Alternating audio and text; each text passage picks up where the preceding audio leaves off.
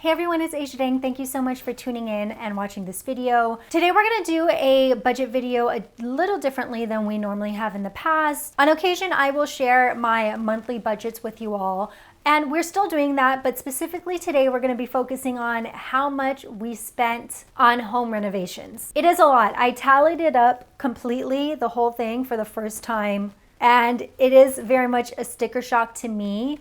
Because when you're giving like deposits here and there, it doesn't really seem like all that much, but then when you tally it, you're like, that's why I wanted to do this video, just to give y'all like more realistic expectations about how much things cost and how long it takes to get things done. But if this is something that sounds really interesting to you, please remember to like, share, and subscribe. Again, this is just for the month of May. We did the roof and everything in the month of April, I think. So we're not going to be talking about that. We're just focusing on May. So the first thing we did early in May was we bought an IKEA bed frame, because if you all remember, we were sleeping on the ground in the living room for quite a while waiting for this bed frame. It was one of the cheapest ones. It was literally just the frame, and that was $215.42. You are able to return it, so we will definitely return it and get the full amount back. But honestly, just even the simple act of sleeping from the bed, from the floor to like a couple inches off the floor, made a huge difference in just comfort. And it was kind of like just a good way for us to be a little bit more comfortable until the bed frame actually came in, which we are now sleeping on at this moment. And then of course you have to go to your Home Depot, Lowe's stores. So altogether at Lowe's we spent $282.15, and these were just for kind of the tools that we needed. It's so funny, I've been a renter for all of my adult life, and I have an entire toolkit of tools I've accumulated over the years, just randomly. I don't even know why, but in all the rentals that I have. And you don't need any tool if you're a renter, because you just kind of call the front office or your landlord and they fix it for you. So I have an entire toolbox in LA that I don't need, and we had zero tools for this house when we have to do all the like fixes ourselves. I did go to Sharon Williams and spent $115.24 on, I think, 4 gallons of white paint. In the living room, it looks so much better, looks so much brighter. In all the rooms in this home, the previous owners really like leaned into gray. I guess it matched their decor. It was very not my taste. So we're just gonna put all white in every single room in the house. And in the living room we did it. I'll explain more about that later. And it has already made, Levi, stop. And it has already made such a difference to just brighten up the space. It looks a little bit, it looks more modern. It looks more coastal. It looks more Japandi, especially with the floors, which I'll talk about later. But just the simple act of painting the walls white from whatever color this is already makes such a difference. We're gonna just start with the big rooms being painted white and then bring in color through decor. And that's just, it is already making such a difference in just the way this house looks. And then if you remember our garage, our metal gate for our garage broke, or for our driveway, it broke. The gate's so strong that it basically just completely ran over one of the stops in the back, and that put the gate off the rack. So my sister-in-law recommended Amin, who fixed the gate for $270, but we had to get a welder, who's Ollie, for $120 to actually re-weld a stoppage into the metal gate. So that was $390 on a gate, but it's fine now. The welder did a great job. It's very secure, so hopefully we don't have to encounter that situation ever again. Speaking of a situation that hopefully we never have to encounter again, this is kind of your warning. If you access your house solely based on Wi-Fi, just remember to bring a key in case the Wi-Fi is down. Now we're getting into the major expenses that we spent on in the month of May.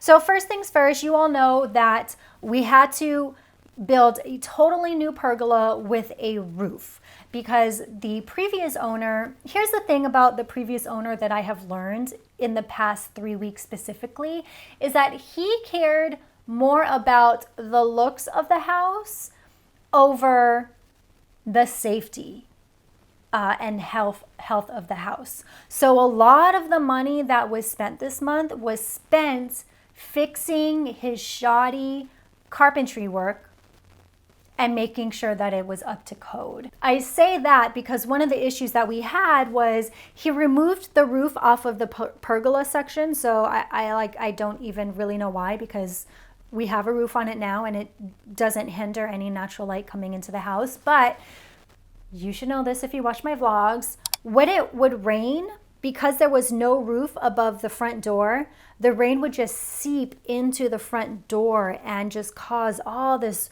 wood damage right in front of the door, because there's nothing protecting the door. And not only that, he used untreated wood to build the pergola, his pergola. So the wood was rotting. The pergola took, I would say, 3 days. It took the workers 1 day to tear everything down. It took them another day to kind of like erect the new pergola. And then we put a metal roof on top of it, and then they spray painted it black, and that took another day. So 3 days total, and it cost us $3,265. Another thing I bought, I actually only bought one home good thing, and that was Rugs USA. We have this huge rug in the living room now. It looks really, really good, and I bought that from Rug USA. It was $526.09. It is a massive, huge rug, so that's why it's expensive. But also I bought it through Rakuten, so it was during their big give week, and it was 15% cash back. So I got 15% cash back on that, which is, a lot of money. So I did spend a lot of money on Rugs USA, but I was able to get 15% cash back, which was really nice. Okay, so now how am I going to explain this? This house, before we moved in, was giving very much Joanna Gaines vibes. And obviously, no hate, I love me Joanna Gaines, she's fantastic, but her houses are not houses that I would want to live in personally. So there's a lot of shiplap. There were those barn doors that we had removed. And then there's like this faux brick wall situation that the previous owner had built too. And I just needed them to go. The barnyard doors for the closets have all been removed. So that's good. I don't really know what we're going to replace here on either side on the closets in each bedroom, but it honestly just feels so much better not looking at the monstrosities that were those ugly, huge barn doors. So already feel better about that. I was looking at the shiplap wall in the living room, and I honestly thought that it was going to be easy to remove. So I asked Amen if he could remove the shiplap, and he said, yeah, totally. He removed it and found that the previous contractor had put in wiring that was not up to code in the house. So he had to fix the wiring. So not only did Amin have to remove the shiplap, which took a day, and then completely patch up the wall with drywall and stuff, which took another day because the plaster needs to dry. Honestly, not sure if I'm using the correct terminology, so if you're more knowledgeable than I am, please correct me in the comments. And then he had to sand everything, And then since he was already there, I asked him to paint the entire room white, and he fixed the electrical issues, not only within this one wall, but we discovered that there was a lot of live wiring in the attic that was not properly, capped off, and was really, really unsafe, and was just lying on the ground. And if it had sparked, then the house would have caught up in flames immediately. So he went upstairs to fix that. He wrapped some piping outside that was just fully exposed, and then he fixed the AC too. So all of that, $3,765. After experiencing how difficult removing shiplap was and all the issues we found in the living room, I think removing the shiplap from the bathroom is going to be even more difficult. So I think instead I'm just going to paint the shiplap maybe a more modern color so it's not as farmhousey. But the bathroom is kind of one of the last things I'm planning on working on, because it's fine as it is. There are definitely still issues that I just don't understand the previous owner didn't address. It was like just such an interesting experience. I have to say, all the contractors that I've worked with this month have gone above and beyond. Like, they just would not leave. I was like, all right, it's 8 p.m. Can you all leave? Because I have to go and feed my dogs, kind of thing. But they were just not satisfied with leaving until it was up to their standards. And I think that's something that's also important, is you need to find contractors that not only you can trust, but you need to find contractors that, you know, take pride in doing their job and just don't want to do something for cheap just to, you know, get work. So let's talk about the floors.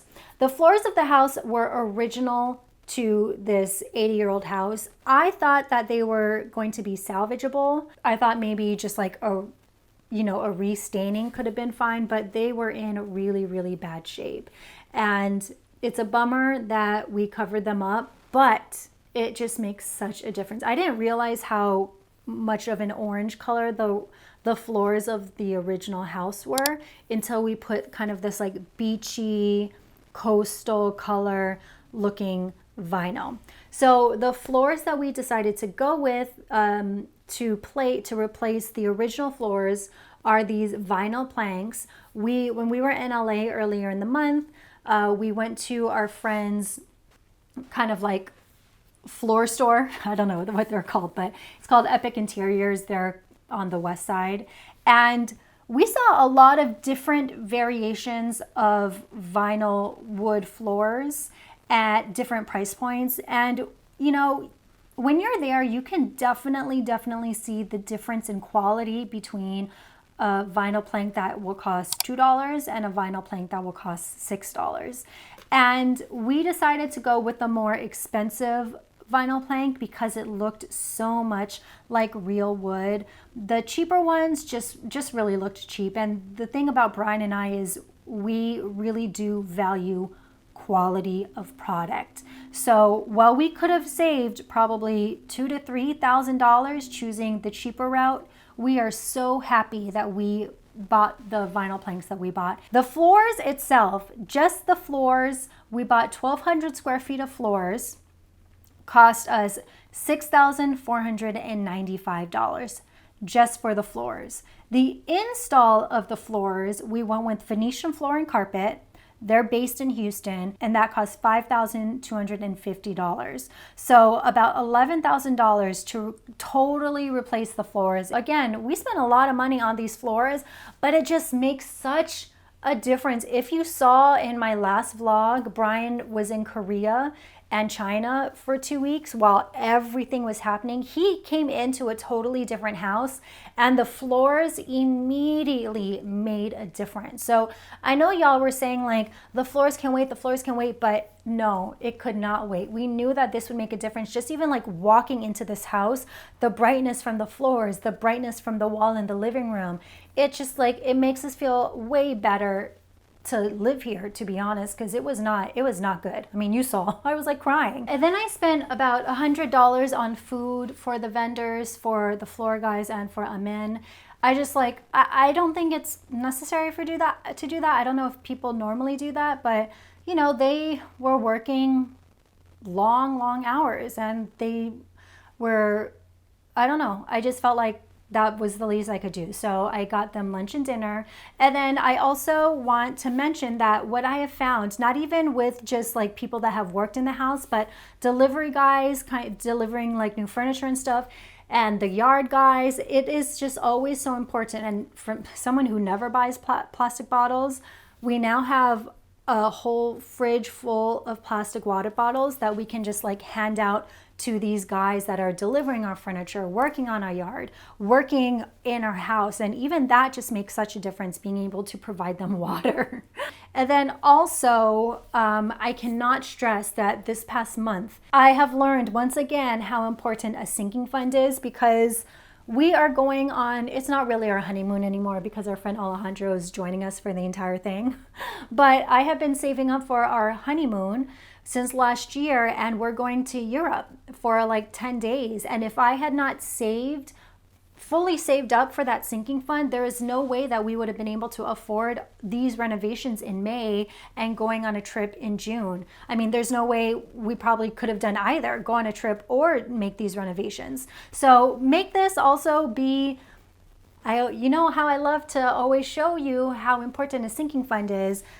This month taught me that. Despite spending tens of thousands of dollars on this house in May, we are still able to enjoy a comfortable European vacation in June because the June vacation is what we saved up for. The grand total we spent on home upgrades in this month are $20,584.82. It hurts to say that number out loud, but I'm really happy at the decisions that we've made. The floors especially was a huge expense, but it made such a difference. The pergola had to be done, so that needed to be updated. And even all the things that you cannot see that happened behind walls needed to be done for the safety of the people living in this house. That's why, like, the more I live in this house and the more I learn about what the previous owner did, the more I hate him. He makes me really mad because he basically lived in a death trap. I don't understand like how he was okay living that way. But again, to each his own, and we are now fixing those mistakes so my family can feel safe. That is it. That is everything we spent in the month of May on this home reno. I think this will probably, I hope this will be the most amount of money we spend on this house in a single month before we feel satisfied about it. June, I think we'll probably not spend as much, maybe just paint this room and then paint the guest bedroom because, you know, we'll be traveling most of June, and then also we need to pay off a few credit cards. You know what I'm saying? I'm Asia Dang. Thank you so much for watching. Thank you so much for watching my emotional homeowner's journey. I hope that this is like a reality check for a lot of you. Like, home ownership isn't what it's cracked up to be. Of course, there's pros, but there's also cons, and homeownership is not for everyone. I will see you after my European vacation. Bye.